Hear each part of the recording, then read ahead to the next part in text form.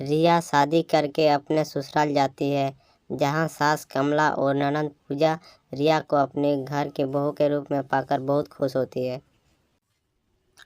और खुश होती भी क्यों ना, आखिर रिया दहेज जो इतना सारा लेकर आई थी, दहेज का सारा सामान देखकर पूजा अपनी माँ से कहती है, माँ देखो ना, भाभी दहेज में कितना कुछ लेकर आई है और ये फ्रिज टीवी कितना महंगा लग रहा है।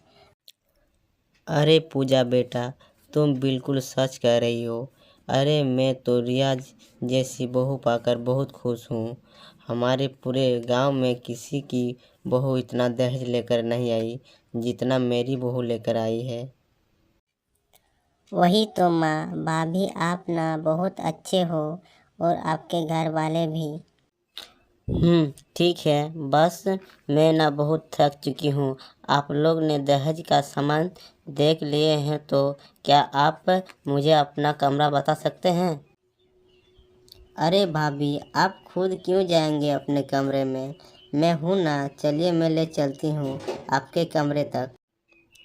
इस तरह से पूजा रिया को अपने कमरे तक ले जाती है। अब ऐसे ही कुछ दिन बीत जाते हैं और एक दिन रिया जब अपने कमरे में तैयार हो रही थी, तभी पूजा रिया के पास आ जाती है और उसे तैयार होता देखकर कहती है, अरे वाह भाभी, आपके पास तो कितना सारा मेकअप का सामान है। ये सब तो काफ़ी महंगा लगता है। ये महंगा लग रहा है क्योंकि ये सारा सामान महंगा है पूजा। हाँ सच में भाभी, वैसे मेरे पास ना इतना सारा मेकअप का सामान भी नहीं है। अगर आप मुझे अपना थोड़ा सा सामान दे देती हो तो। अरे इसमें पूछने की क्या बात है, मैं इस घर की बहू हूँ, तुम मेरी ननद, तुम्हारे लिए तो मैं इतना कर ही सकती हूँ। तुम्हें इसमें से जो भी सामान पसंद है तुम ले सकती हो। ओहो भाभी, थैंक यू। इस तरह से पूजा अपनी भाभी का इजाज़त लेकर मेकअप का कुछ सामान ले लेती है। इस तरह से कुछ दिन बीत जाते हैं, सब कुछ अच्छा चल रहा होता है। और एक रात रिया का पति संदीप रिया से कहता है, अरे रिया, कल मेरी बस की शादी की 25वीं सालगिरह है। उन्होंने ऑफिस में सबको इनवाइट किया है, तो कल तुम्हें और मुझे उनके घर जाना होगा। कल ऑफिस से घर आऊँ तो तुम तैयार रहना। ठीक है संदीप जी। अब इस तरह से संदीप अगले सुबह ऑफिस चला जाता है और रिया घर का सारा काम खत्म करके अपने कुछ गहने और साड़ी निकाल कर बिस्तर पर रख देती है और खुद वॉशरूम में फ्रेश होने के लिए चली जाती है। अब रिया बाहर निकल कर देखती है तो उसके जेवर गायब हो चुके थे। ये देखकर वह बहुत हैरान होती है और अपनी सास ननद से कहती है, माँ जी, पूजा, कुछ देर पहले मैंने अपने कमरे में बेड पर कुछ हार रखा था और साथ में कुछ जेवर भी, पर अब वह गहने बेड पर नहीं है। क्या आप में से किसी ने मेरे जेवर देखे हैं?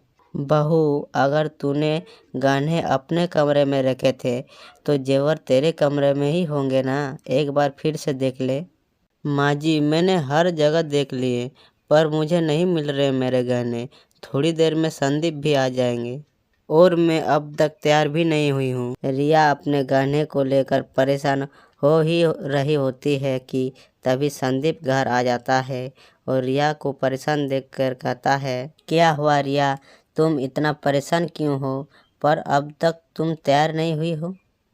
मैं तैयार होने ही जा रही थी और इसीलिए मैंने अपना हार और कुछ गहने निकाल कर रखे थे, पर जब मैं वॉशरूम से बाहर आई तो मेरे बेड पर गहने नहीं थे। क्या बेड पर गहने नहीं थे? अरे गहने का हाथ पैर हो गया क्या, जो बेड से उतर कर भाग गए? अच्छे से ढूंढो, वहीं पर होंगे।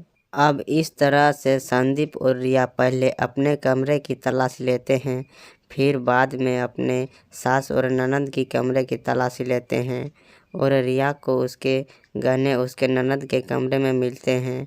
ये देखकर रिया अपनी ननद से कहती है, पूजा, तुमने मेरे गहने चोरी किए।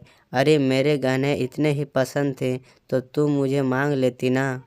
माँ, भैया, भाभी, मैं सच कह रही हूँ, मैंने भाभी के गहने नहीं चुराए। मैं नहीं जानती कि भाभी के गहने मेरे कमरे में कैसे आई। बस करो पूजा, झूठ बोलने की भी हद होती है। मैं देख रहा हूँ जब से रिया इस घर में आई है तब से तुम और माँ कैसे उसके चीज़ों पर नज़र गड़ा कर बैठी रहती हो। मुझे लगा अब बच्ची हो, समय के साथ सुधर जाओगी, पर तुम्हारा लालच इतना बढ़ गया कि तुम चोरी करना शुरू कर दी।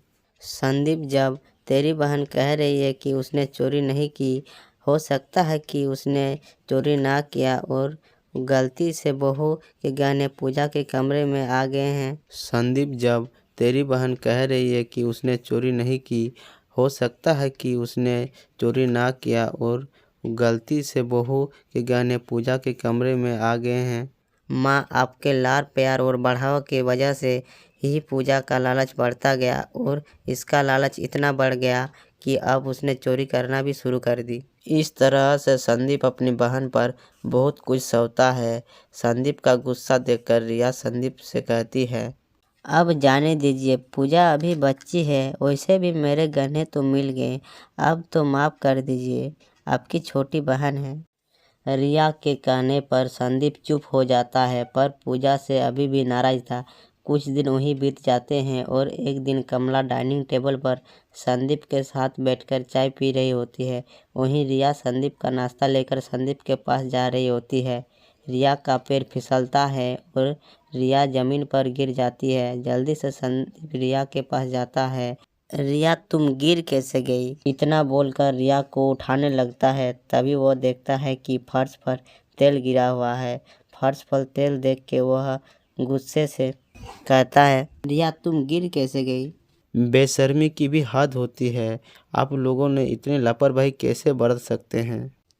अरे बेटा, क्या हुआ? क्या हुआ? फर्श पर तेल किसने गिराया? अरे संदीप बेटा, ये क्या बोल रहा है? फर्श पर तेल कैसे हो सकता है?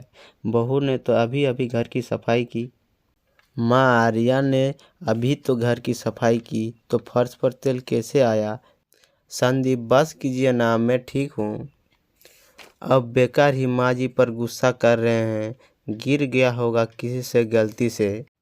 देख रही हो माँ, कैसे रिया हर बार आप लोग को हमेशा को बचा लेती है, और फिर भी आप लोग को ज़रा भी शर्म नहीं आता कि रिया के साथ ऐसी औंधी हरकत करते हुए। इससे संदीप अपने माँ और बहन से दूर होने लगता है। अब घर में आए कुछ दिन छोटी छोटी बातों को लेकर कलेशबाजी होने लगती है, और हर बार रिया अपनी सास और ननद को अपने पति की गुस्से से बचा लिया करती। ऐसे ही एक दिन रिया किचन में काम कर रही होती है, तभी रिया का फ़ोन बजता है। जब रिया का फ़ोन संदीप उठाता है तो रिया की माँ कहती है, अरे रिया बेटा, जो मैंने तुम्हें आइडिया दिए वे काम किए कि नहीं? चल ये सब छोड़ो और ये बता कि अब कितने दिन अच्छी बनने का नाटक करोगी? अरे कब निकालोगे अपने ननद सास को? अपने सास की बात सुनकर संदीप फ़ोन रख देता है और रिया के पास जाकर उस पर चिल्लाते हुए कहता है, रिया, मैं हमेशा तुम्हारे ससुराल वालों को यानी अपने माँ और बहन को बेशरम कहता रहा, पर बेशरम तो मेरा ससुराल निकला। तुमने क्यों किया ये सब? मैंने क्या किया संदीप जी? आप इतने गुस्से में क्यों हो?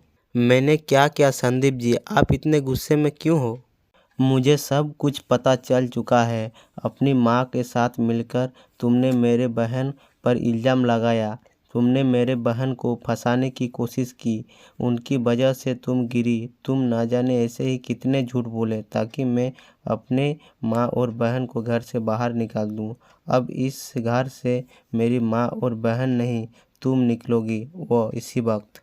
नहीं संदीप जी, मुझे घर से बाहर मत निकालिए। ये सब मैंने आपकी और अपनी भलाई के लिए किया। मैं बस इतना चाहती थी कि हम दोनों अकेले रहें, पर माँ जी और अपनी बहन से बहुत प्यार करते थे। आप उन्हें कभी नहीं छोड़ सकते, इसीलिए मैंने ये सब किया।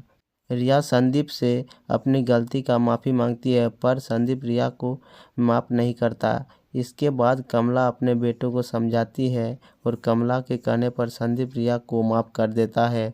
अब रिया को अपनी गलती का एहसास हो चुका था, इसीलिए वह फिर ऐसे हरकतें कभी नहीं करती और अपने ससुराल वालों के साथ खुशी खुशी रहने लगती है।